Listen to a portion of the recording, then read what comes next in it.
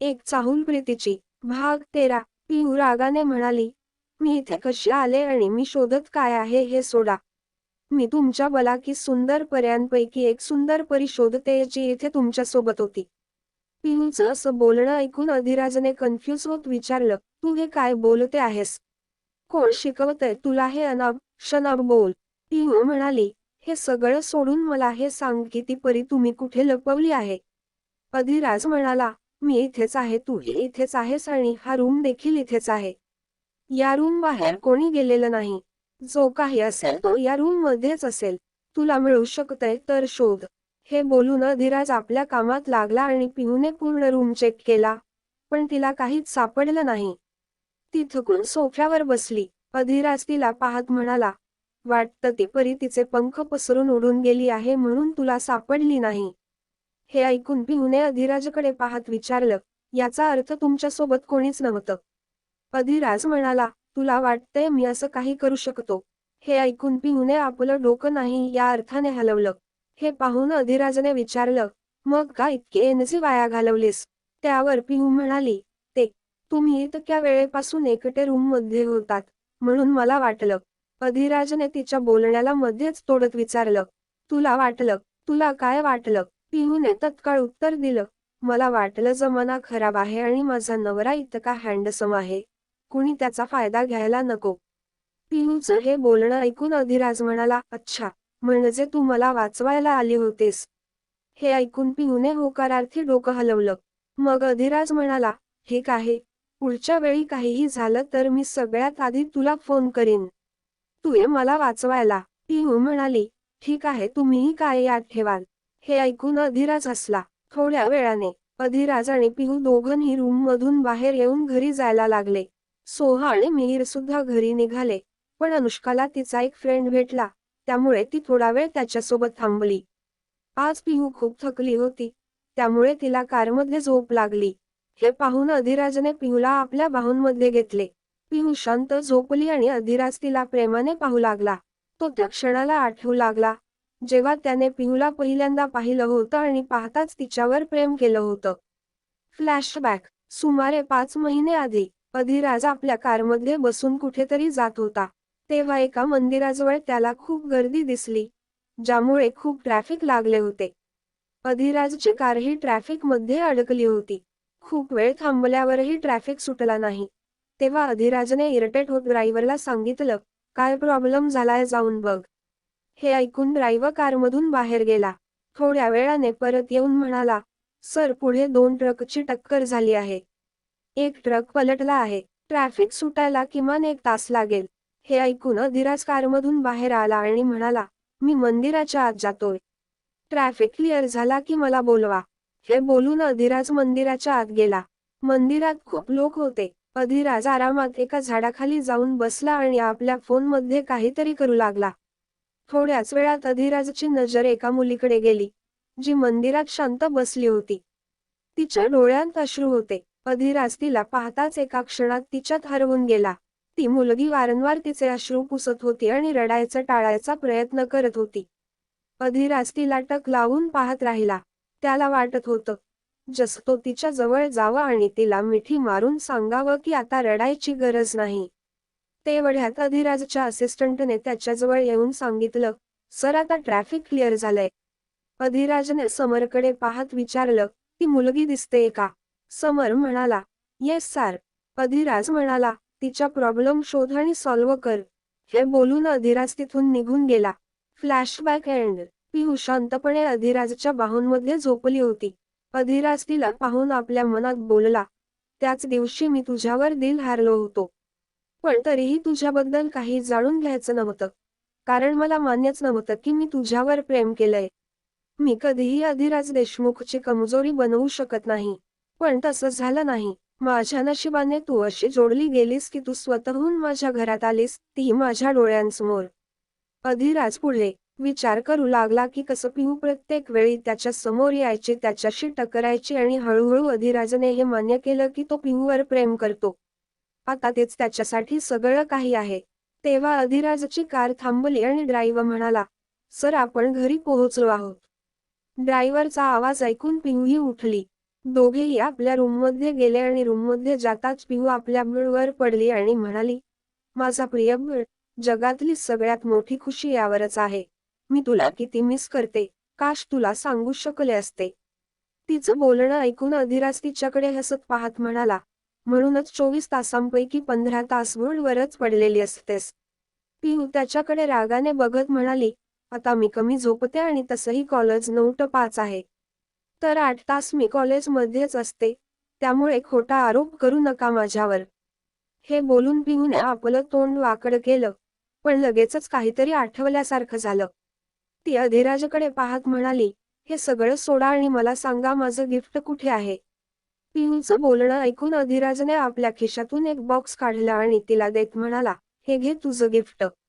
पिहूने तो बॉक्स लक्षपूर्वक पाहत विचारलं, यात काय आहे. अधिराजने त्वरित उत्तर दिलं, स्वतः उघडून बघ. पिहूने जेव्हा तो बॉक्स उघडला, तेव्हा तिला त्यात एक खूप सुंदर डायमंड रिंग दिसली. हे बघून पिहू म्हणाली, वा, किती सुंदर आहे ही. अधिराज म्हणाला, तुझ्या इतकी नाही, आता दे मी तुला घालतो. मग अधिराजने पिहूला ती रिंग घातली. तेव्हाच पिहू म्हणाली, मी जाऊन अनुष्काला बघून येते. हे बोलून पिहू अनुष्काच्या रूममध्ये गेली, पण तिथे अनुष्का नव्हती. हे बघून पिहूने विचार केला, अनुष्का कुठे आहे. सोहा तिला विचारते. हे बोलून पिहू सोहाच्या रूममध्ये गेली, जिथे मिहीरही होता. तेव्हा पिहूने विचारलं, दी अनुष्का कुठे आहे. सोहा म्हणाली, अनुष्काला तिच्या स्कूलचा फ्रेंड भेटला होता, तर त्याच्यासोबत थोडा वेळ थांबली आहे. पिहू म्हणाली, अच्छा, पण तुम्ही दोघं इतके दुःखी का दिसत आहात. पिहूच्या या प्रश्नावर मिहीर म्हणाला, ते कारण तिचा तो सो कॉल्ड बॉयफ्रेंड तिच्या बेस्ट फ्रेंड सोबत मिळून तिला चीट करत होता. हे ऐकताच पिहू आश्चर्याने म्हणाली, काय, पण कोणी असं कसं करू शकतं. सोहा म्हणाली, करू शकतात पिहू, ही दुनिया खूप मतलबी आहे. तो फक्त माझ्या नावामुळे माझ्यासोबत होता, कारण माझ्या नावामागे देशमुख आहे. पिहूने आश्चर्याने विचारलं, पण ती तुमची मैत्रीण, ती तुमची लहानपणची मैत्रीण होती ना.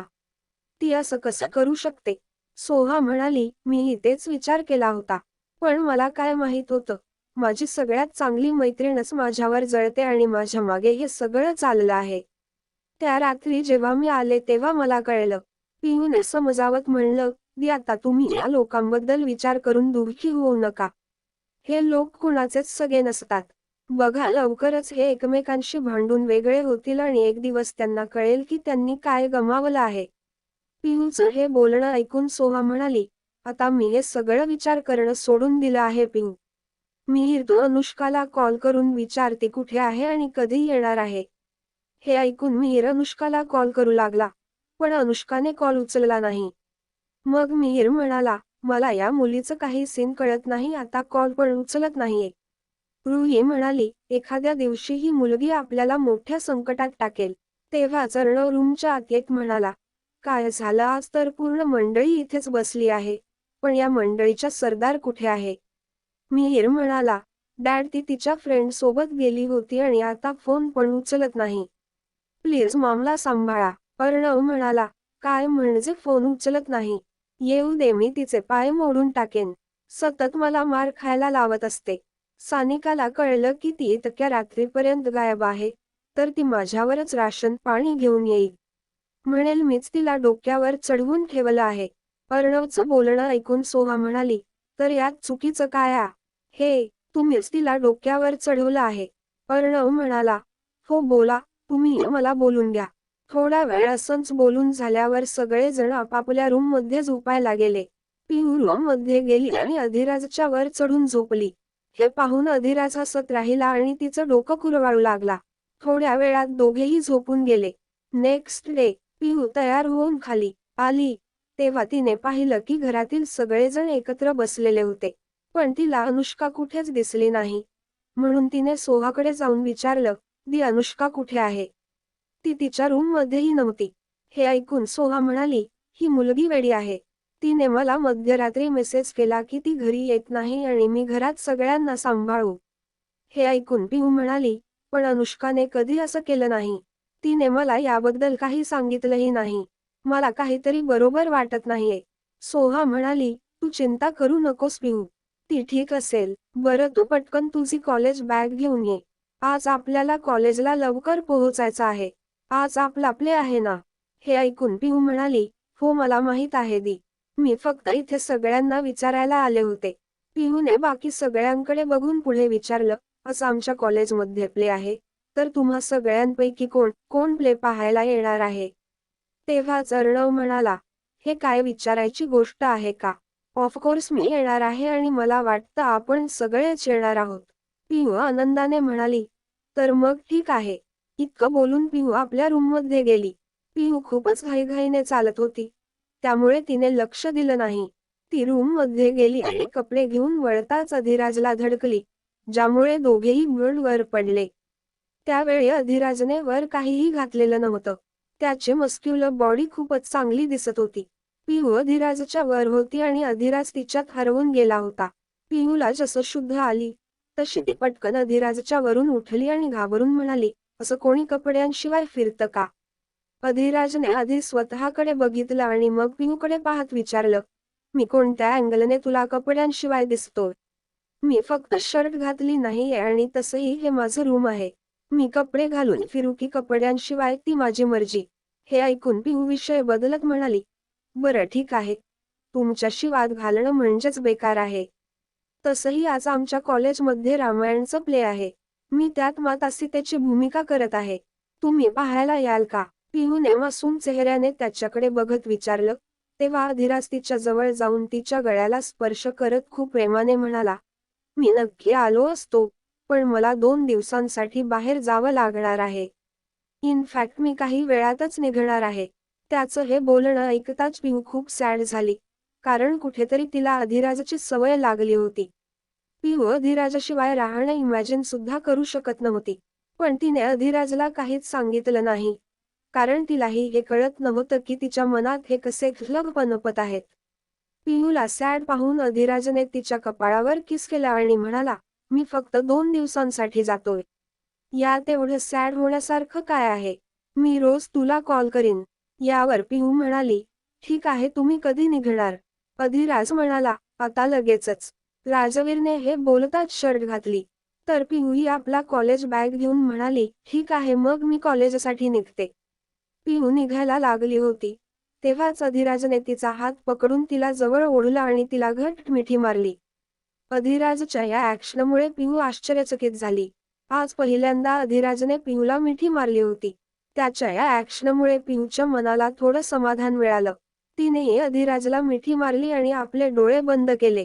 थोड्या वेळानंतर अधिराज पिहूपासून दूर झाला आणि तिच्या डोक्यावर किस करत म्हणाला, काळजी घे तुझी. हे ऐकून पिहू हसत हसत तिथून निघून गेली. काही वेळानंतर सगळे कॉलेजमध्ये पोहोचले होते. सोहाने सगळ्यांकडे पाहून लवकर तयार होण्यास सांगितलं. तेव्हाच पिहू म्हणाली, मी कधीपासून अनुष्काला कॉल करत आहे, पण ती कॉल उचलत नाही. मला काहीतरी बरोबर वाटत नाही. तेव्हा मिहीर तिला समजावत म्हणाला, तू काळजी करू नकोस पिहू. मी माझ्या फ्रेंड्सना तिचा नंबर ट्रॅक करायला सांगितलं आहे. फार लवकर तिचा पत्ता लागेल, ती अगदी ठीक असेल. जेव्हा तिचा पत्ता लागेल, तेव्हा तू स्वतः जाऊन तिचे कान पकडून घेऊन ये. मिहीरचं बोलणं ऐकून सोहा म्हणाली, काय मिहीर, मला आता तरी काहीतरी बरोबर वाटत नाहीये. तिने आजवर कधी असं केलं नाही. मिहीर पुन्हा एकदा त्यांना समजावत म्हणाला, दी तुम्ही बिलकुल काळजी करू नको. फक्त प्लेवर फोकस ठेव.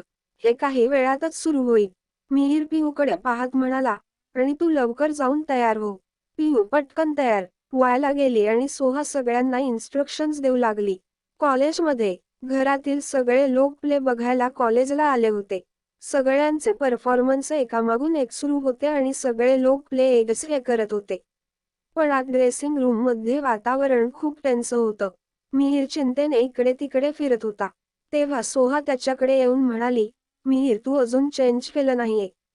तुझा पार्ट येणार आहे, जा चेंज करून ये. मिहीर म्हणाला, दी अनुष्काचा काहीच पत्ता लागत नाहीये. मी ज्याला अनुष्काचा नंबर ट्रॅक करायला सांगितलं होतं, त्याने लोकेशन दिलं. पण जेव्हा माझे लोक तिथे पोहोचले, तेव्हा अनुष्का तिथे नव्हती. सोहा काळजीत म्हणाली, आपल्याला आता डॅडला याबद्दल सांगावं लागेल. आता फक्त तेच काहीतरी करू शकतील. दोघं बोलत होते, तेव्हाच पिहू तिचा पार्ट पूर्ण करून त्यांच्या जवळ आली. तिला पाहून मिहीर म्हणाला, पिहू तू दादाला सांगू शकतेस की अनुष्काला शोधा. जर दादाने हे केलं तर अनुष्काचा पत्ता काही मिनिटांतच लागेल. पिहू म्हणाली, अधिराज 2 दिवसांसाठी बाहेर गेले आहेत. सोहा म्हणाली, मिहीर तू जाऊन तयार हो. आधी प्ले पूर्ण करूया, तोपर्यंत मी डॅडशी बोलते. पिहू म्हणाली, हो दी तुम्ही बरोबर म्हणताय. मिहीर तयार व्हायला निघून गेला. पिहू आणि सोहाने इशाऱ्याने अर्णवला आपल्या जवळ बोलावलं. अर्णव त्यांच्या जवळ येऊन म्हणाला, काय झालं? मला अशा प्लेच्या मध्ये का बोलावलं? यावर सोहा म्हणाली, डॅड अनुष्काचा रात्रीपासून काहीच पत्ता लागत नाहीये. अर्णव आश्चर्याने म्हणाला, व्हॉट? ती अजूनपर्यंत घरी आलेली नाहीये. सोहा म्हणाली, डॅड घरी येणं तर दूरच, कालपासून तिचा काहीच पत्ता लागत नाहीये. आम्ही आमच्या लेवलवर सगळ्या प्रकारे ट्राय करून पाहिलं. अर्णव म्हणाला, ठीक आहे. तुम्ही दोघं काळजी करू नका. तिला काहीही होणार नाही. मी जाऊन तिचा पत्ता काढतो. हे बोलून अर्णव तिथून निघून गेला तर पिहू आणि सोहा पुन्हा प्लेवर फोकस करू लागले. काय रंग आणतील अधिराज आणि पिहूच्या मनात निर्माण होत असलेले भावनिक वादळ. अनुष्का कुठे गायब झाली आहे? जाणून घ्यायला वाचत रहा. एक चाहूल प्रीतीची. To be continued. व्हिडिओ आवडला असेल तर लाईक करा, शेअर करा आणि चॅनेलला सबस्क्राईब करून बाजूची घंटी नक्की दाबा. धन्यवाद.